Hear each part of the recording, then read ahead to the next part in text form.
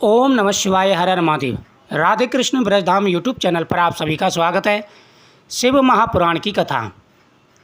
श्री सूत जी बोले, हे सोनक सुनो, मैं तुम्हारे सामने एक अन्य गोपनीय कथा का वर्णन करूँगा, क्योंकि तुम शिव भक्तों में अग्रणी व वेद वेताओं में श्रेष्ठ हो। समूह के निकटवर्ती प्रदेश में वास्कल नामक गांव है, जहां वैदिक धर्म से विमुख महापापी मनुष्य रहते हैं।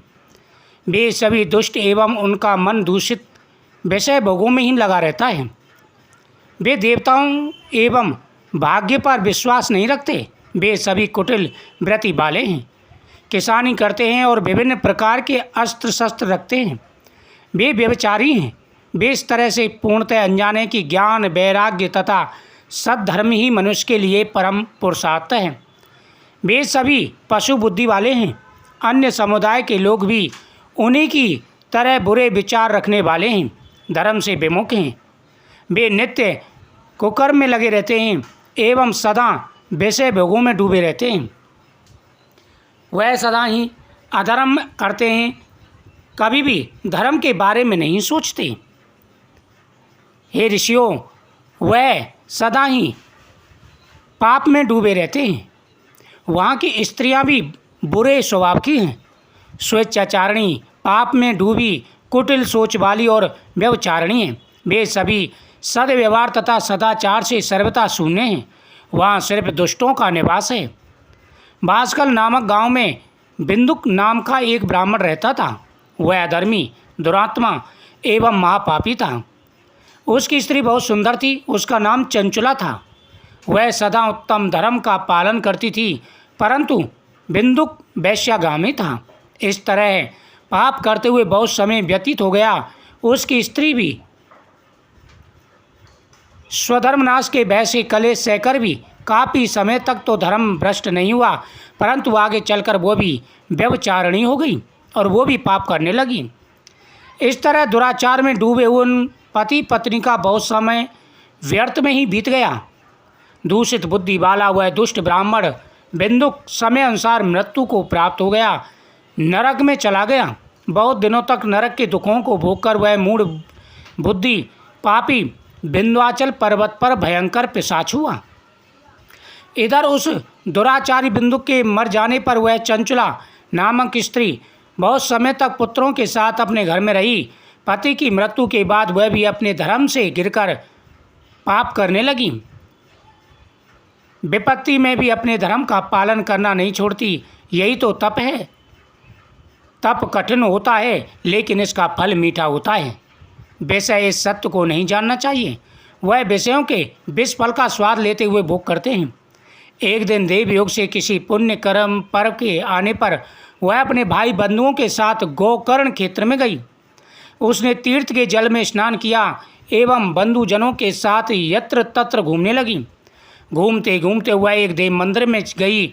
वहाँ उसने एक ब्राह्मण के मुख से भगवान शिव की परम पवित्र एवं मंगलकारी शिव महापुराण की कथा सुनी।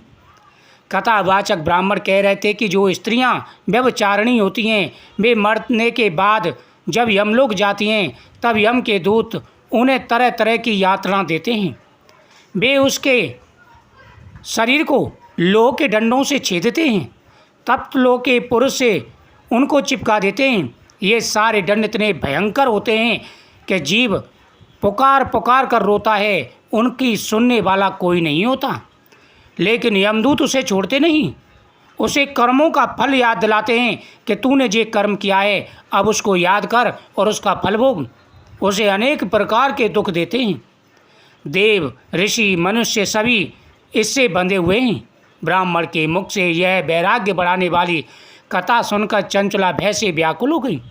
कथा समाप्त होने पर सभी लोग वहाँ से चले गए। तब कथावाचक वाले ब्राह्मण देवता से चंचला ने कहा, हे ब्राह्मण, धर्म को ना जानने के कारण मेरे द्वारा बहुत बड़ा पाप हुआ है। यानी चंचला ने ब्राह्मण से कहा, हे स्वामी, मेरे ऊपर कृपा कर मेरा उद्धार कीजिए। आपके वचन को सुनकर मुझे इस संसार से बैराग हो गया। मुझ मूढ़ चित्त वाली पापनी को धिक्कार है। मैं निंदा के योग्य हूँ। मैं बुरे विषय में फंसकर अपने धर्म से विमुख हो गई। कौन मुझे जैसी कुमार्ग पर मन लगाने वाली पापनी का साथ देगा? जब यमदूत मेरे गले में फंदा डालकर मुझे बांध कर ले जाएंगे और नरक में मेरे शरीर के टुकड़े टुकड़े करेंगे, तब मैं कैसे उन महायातनाओं को सहन कर पाऊंगी। मैं सब प्रकार से नष्ट हो गई हूँ, क्योंकि अभी तक मैं हर तरह के पाप में डूबी रहती थी। हे ब्राह्मण, आप मेरे गुरु हैं, आप ही मेरे माता पिता हैं, मैं आपकी शरण में आई हूँ, मुझ अबला का आप भी उद्धार कर सकते हैं। सूत जी कहते हैं, शौनक, इस प्रकार विलाप करती हुई चंचला देवता ब्राह्मण के चरणों में गिर पड़ी।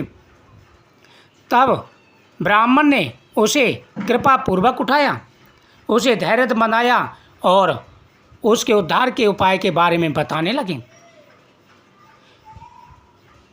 इस प्रकार से जब उसने शिव पुराण की कथा सुनी और शिव पुराण में वर्णित पापों के जो दंड हैं वो सुने, तो वह भय के मारे कांपने लगी और कांपती ब्राह्मण के चरणों में गिर गई। शिव महापुराण की कथा का श्रवण करने से बड़े बड़े पाप दूर हो जाते हैं, भगवान हर प्रकार की मनोकामना पूरी करते हैं। ओम नमः शिवाय। हर हर महादेव।